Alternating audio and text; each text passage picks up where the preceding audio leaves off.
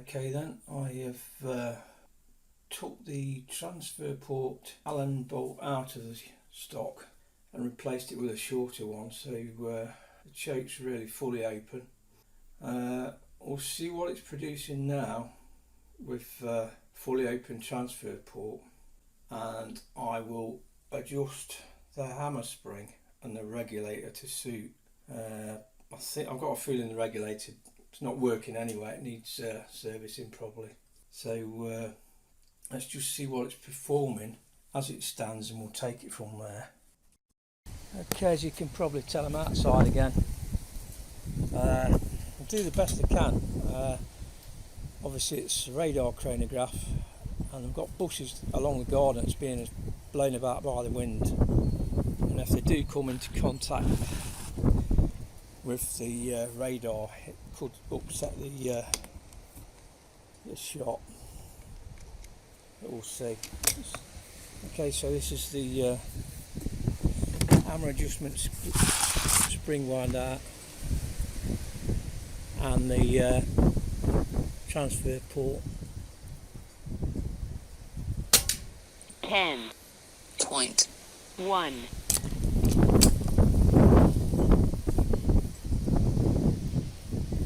10.1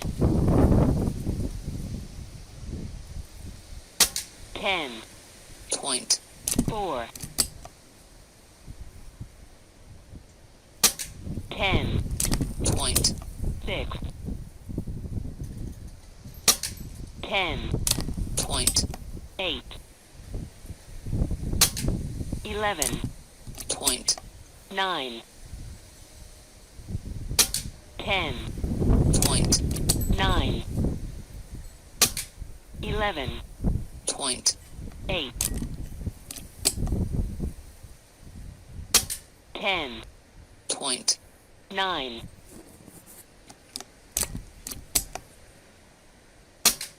11.2. Okay, as you can see from that one, it's under 12, but it's very inconsistent again. So the only option now is to take the regulator out and see if adjusting that will help and tuning it up better. But it's very inconsistent.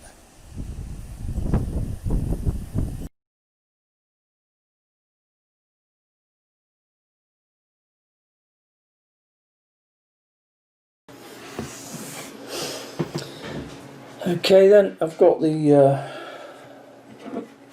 air cylinder off the Air Arms S200. This one was actually purchased from Altaros. It's extra long. And what I'm going to do now, I'm going to take the end cap off. I have bled the air out of it. That's too tight to get off by hand. For the first time it'll be really tight for anybody. But you can buy special tools to get them off, and you will need a vise. Now one of the tools you can get is this one. Basically it looks like a big nut, but it's got holes in the side, and the holes in the side are for some pins that fit in, which will attach onto that. Now this has got a quick release valve on it, so it's not needed for that end. That will just unscrew. But on the original exhaust valve end, you get two pins. So it's the thick pin for the bottom end. So basically what you do, you look for the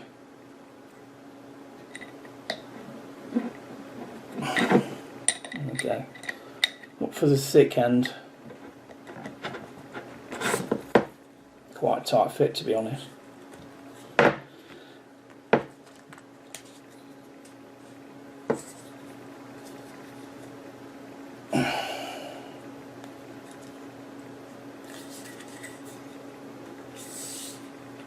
Alright, that goes on there. Pin locates in it, and basically all that does, it holds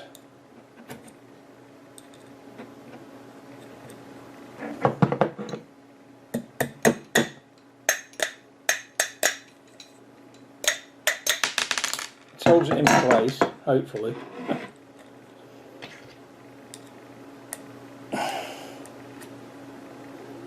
I get a spanner on it, and basically I'll let you undo it, and I'll show you what the Altaros regulator looks like. So it's not a vented regulator on this particular one because of the design, and it basically looks like a pencil. Long threads as you'd expect.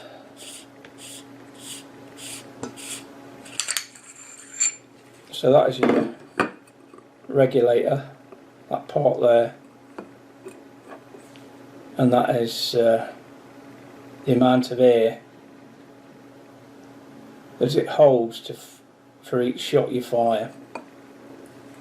And if you look at the end of the regulator, use a screwdriver inside, clockwise or anti-clockwise, to increase the air in the regulator.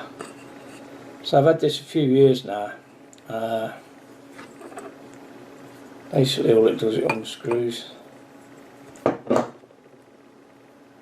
As you can see in there, that's where the air is held. Let's say that's where the regulator is adjusted. You've got an O-ring just there, you've got an O-ring in the centre. So some people call these the Venturas, but that's all it is. And the FAC version, it'll just be a longer version of that to hold more air.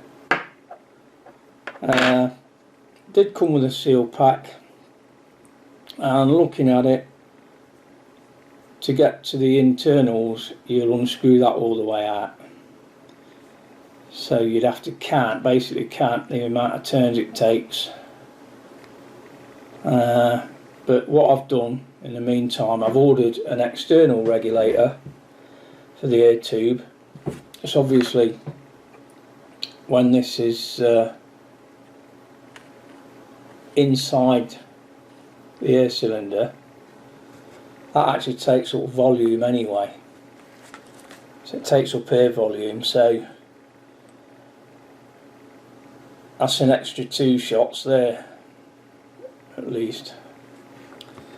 So what it will do, with it being an external one, it will lengthen the actual air cylinder probably about 2 inches or whatever. I've ordered a Lane regulator, which is a Lancet Mk9. Because this is a longer air cylinder, you'll get more shots anyway, but the downside is the silencer that's fitted to the barrel could get in the way.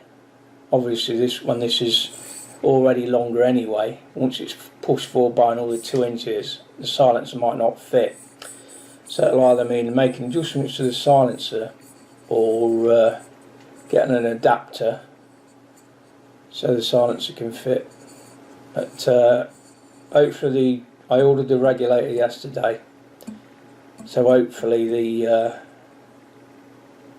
actual replacement won't be too long in coming. But it is the weekend now, so it's not arrived today, so maybe Monday or Tuesday. But like I said, as soon as the regulator comes, I'll screw that onto the end there and make the adjustments as required. But that will be in the follow-up part of this video. So we'll see you in a bit.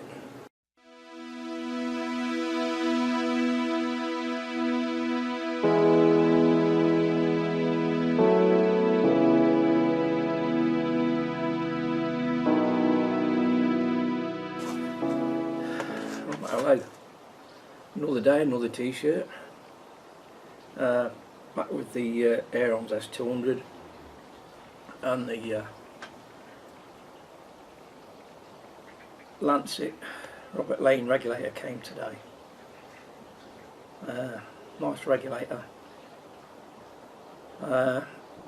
It came set at 105 bars, I believe. It can be adjusted, but I'll go through recommendations. One of those was to open up the transfer port 3.5 inches, drill bit included, which I've done, and that's been done on the actual breech block itself. There's not in it, but it's been done on the breech block itself, and it's also been done on the barrel. So it's no good doing the transfer port if you don't do the barrel, because that will restrict it. But it's also came with some spaces for the valve. That's one of them. And basically, because the transfer port's been opened up, it makes it more efficient, lets more air in. Obviously the shot, the power will be more powerful. So God knows what it would be now if you just left it as it was, with no regulator in it, and a 3.5mm increase in the transfer port. It'd probably be pushing out 16 foot-pound. So what you do to counteract that and balance it out is to increase the pressure on the exhaust valve spring, and that's done with a spacer, although I'm not sure if it's actually needed, because the way it works on the old valves is it's a threaded cap, and it's also threaded on the inside of that, so you can thread it all the way in, and all that does, it compresses the spring. So whether it needs compressing even more than that, I don't know. So what I'll do, I'm going to fit the valve spacer anyway, screw it down as far as I can go with it, and we'll see what it produces. It'll probably be too low, so it'll probably mean I'm loosening it off, but that's what will be happening out with a fine balance. I'll show you some close-ups of the transfer ports that I drilled out in the garage. I used the pillar drill to do it, and I also had to modify the silencer, as you'll see in the video. There was some work to be done on the actual rifle, pre-installing the regulator, and one of those was opening up a transfer port that you can see there, 3.5mm, and also the same with the barrel, 3.5mm drill bit there. I've already drilled it, so that opens up the transfer port, making it more efficient. You do get the full instructions. It's pretty good for that, really. Also, I was able to modify the actual silencer, because the actual cylinder does push it out extra, so it's probably 3/4 of an inch I've took off of that, and it's all alloy, so it's not affected the silencer in any way. So I'll just spray that up and it fits fine. So next thing is to put it back together and see how it goes. The actual silencer was came with the rifle. It was an Air Arms silencer as far as I know, but there was a type that fits by a grub screw. The original cut off was up to where it met the main cylinder, because it's tapered off anyway, so I've cut that much off it, but there's plenty of aluminium on that, so all you need to do basically is cut down level with an hacksaw, metal saw that way, cut it that way, and then just file it off, that works fine. And there's enough space in that now, so don't worry that if you get one of these extra long cylinders from Altaros, if you've got one of these silencers fit, they're easy enough to modify. So I'll put it back together now and we'll see what she's doing. I'll start off by putting the valve back together. So that's the actual valve stem itself. You've got a spring. And I've put the actual spacer on this already. And basically what I need to do now is screw that in. As you can see what I meant, I once thought he needed a spacer on it, but I'm putting it on anyway because that's what he recommends. So I'm going to go all the way in with it. Basically what that does, it makes it, the hammer has to strike the valve harder to open it. So that's gone all the way in. If I find out the power's too late, I will take slack off of that. Right, so already lubed up the O-ring, and it comes with spare O-rings as well. So that end stays in there.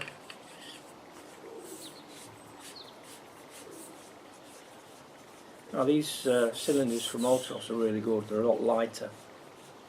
Don't know if they're made out of titanium or something, but the original ones are a lot heavier for the length as well.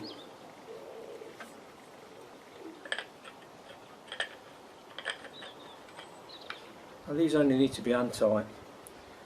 If anybody's tried to take a S200 apart, they must put them on by machine, because you need to use a special tool and a vice just to get them off. All you need to do, if you want it tightening up, just get an Allen key, put it in the hole that's there, and just tighten it by hand. That's all it needs. So that's that bit done. So you need to take the silencer off when you put these on anyway.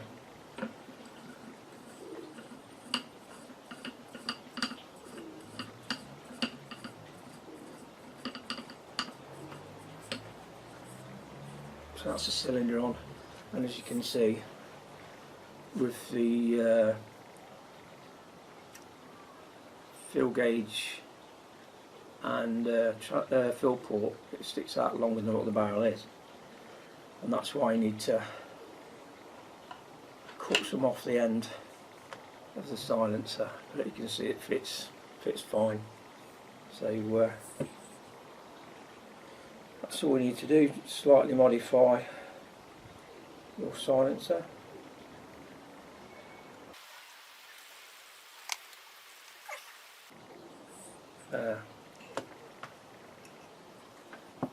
Let's take that off again.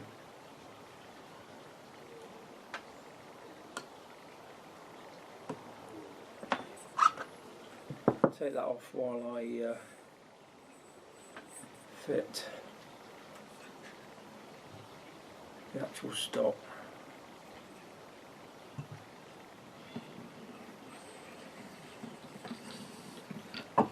And these come with a plastic sleeve.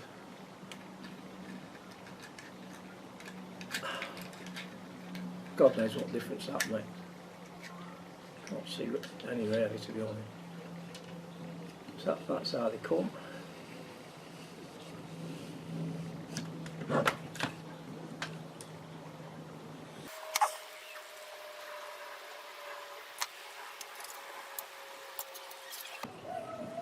Silence back on.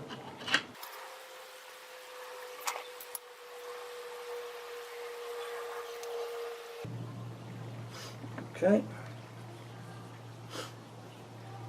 Next up,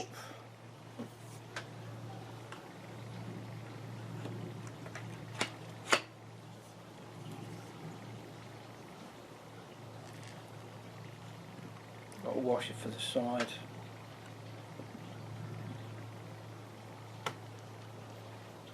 And a screw. I'll just start this one off.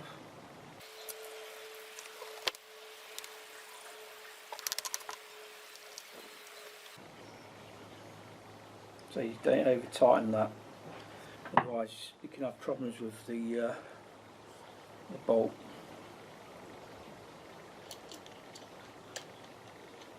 The nut and washer's already in here, so just a matter of tightening that up again.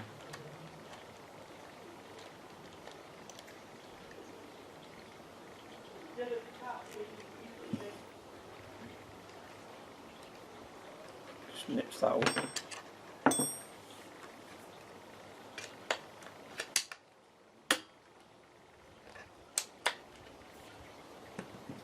So what he's doing now is filling up.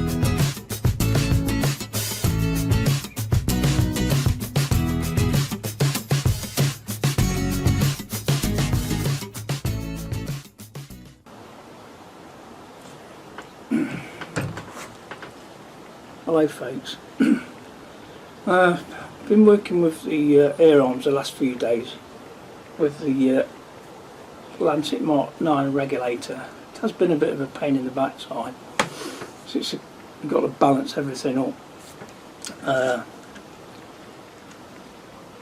I've set the regulator at 120 bar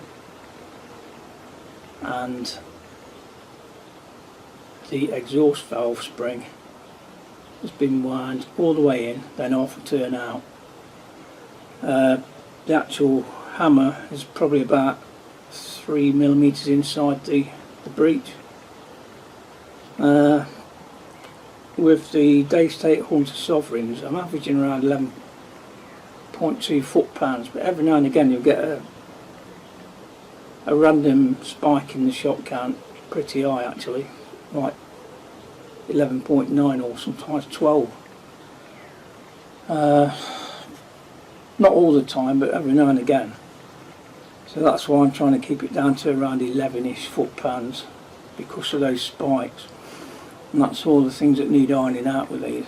It's not as easy as you think. I mean, I've opened the transfer port up to 3.5mm, including the barrel, as the instructions. So then it's a matter of balancing the actual exhaust valve and the hammer spring out.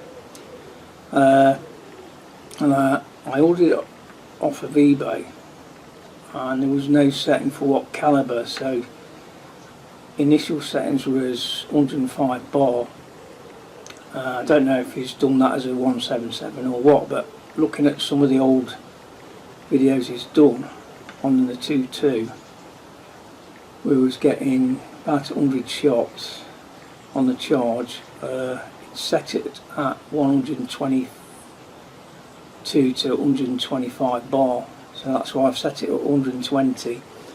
I did a complete shot stream from 190 bar fill, and I was getting 90 shots before it started dropping off, so pretty close to it anyway. But it's just trying to iron out the little spikes in the shots. There's no spike when it comes off the reg. It don't start dropping off to about probably 80 bar, maybe a bit less. But so far so good. I'm just going to do an accuracy test now. I have realised that a 1 foot-pound difference makes no difference to the groups when you're shooting at 20 yards. Probably all further out, but going down to a few feet per second, it's not really going to make that much difference. if you fall within 20 feet per second, you're going to get a good group, full stop. But it's always best to get good consistency. But what I'm going to do now, I'm going to do a 30 shot group at the target down the garden. I'll redo the chronographing for this, but this is basically an accuracy test now.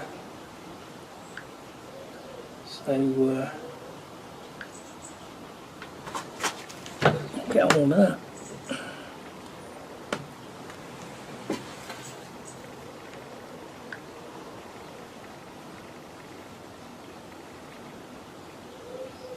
Okay, so the Daystate Sovereign Hunter pellets at 18.13 grain. Always make sure that when you tune these, you do it with the most efficient pellet you can find. Okay then.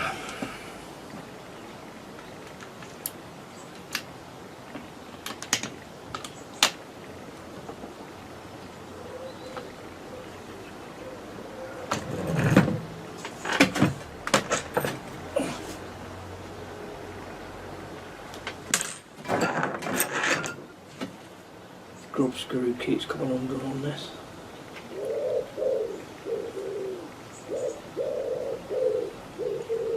Let's get a different grub screw, I think.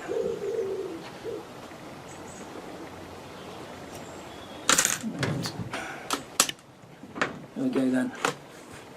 Going for the centre target.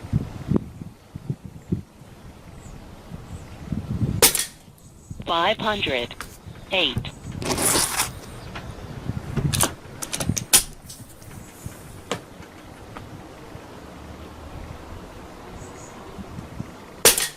529.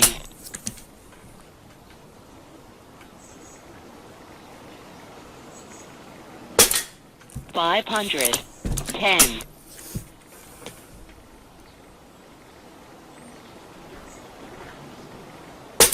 534.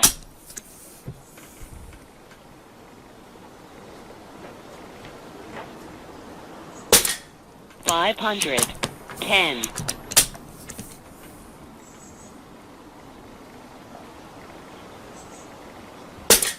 515.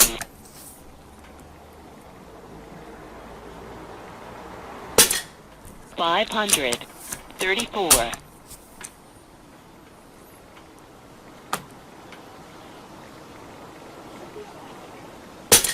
534.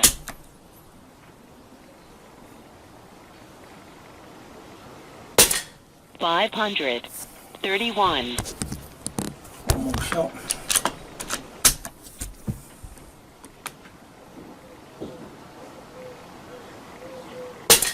$508. Okay, so it's a spread of 26 on the first 10 shots. Obviously it needs fine tuning. I'm just trying to get it so it's all below 12 at the moment, and most of it's from about 10.5 foot-pounds to 11.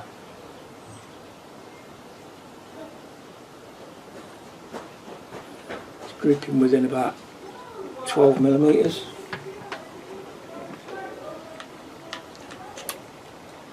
Could probably do with cleaning the barrel as well. So put probably 800 pellets through it in the last couple of days. I might go for the bottom target.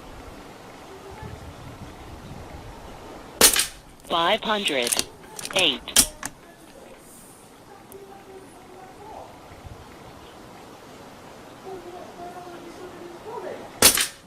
527.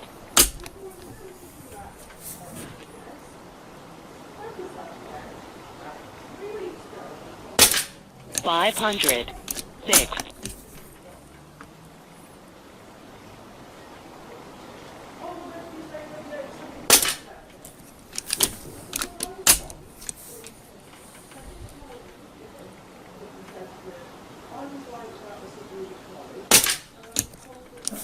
not recording at the moment for some reason.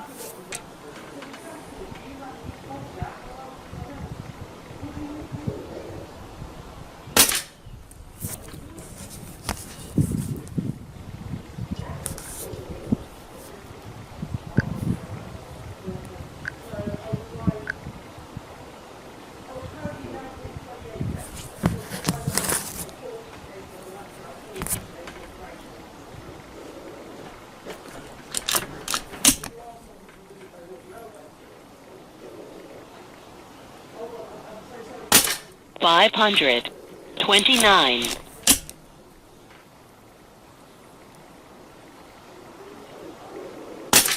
$529.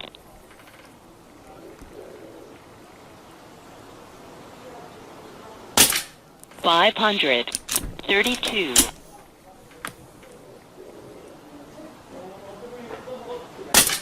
$535.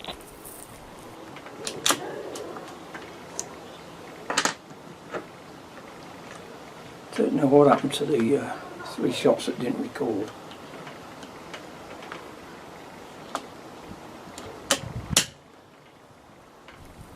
Get on top target. 529.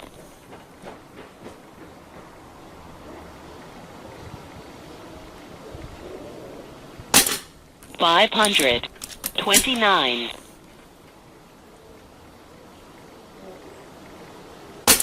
531.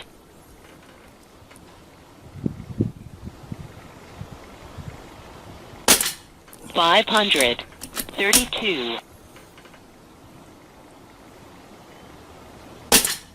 531.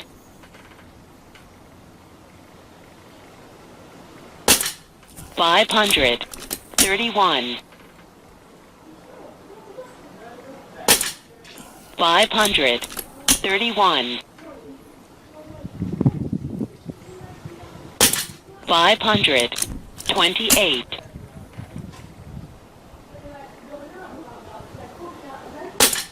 517. This is a random low one. 521. So that's it. So there we go. When I did the 9 shot string, most of them was around 11.2, 11.3 foot-pounds, which is around 531 feet per second. Between 528, 531. So most of them were in 5 feet per second, but I know it's weird really. Just got to keep going at it. It's a pain in the arse. I mean, if you've got the right settings to aim for, I'm not far off it at this.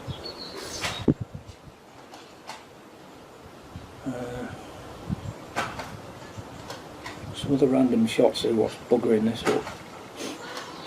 But like I said, I can get 90 shots between 10.5 and 11.5 anyway. So that's it for now. I'll carry on and I'll keep you updated on the progress.